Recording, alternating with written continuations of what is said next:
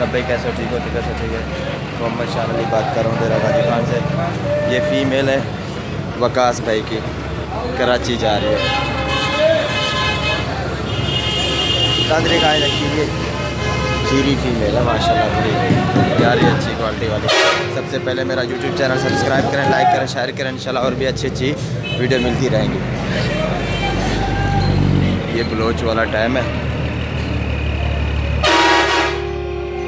ये नंबर है गाड़ी। लोड करा यार। ये फीमेल है चार चाह यार, मुँह तो नहीं बैठे सुकून ना मिला, सट ना लगे।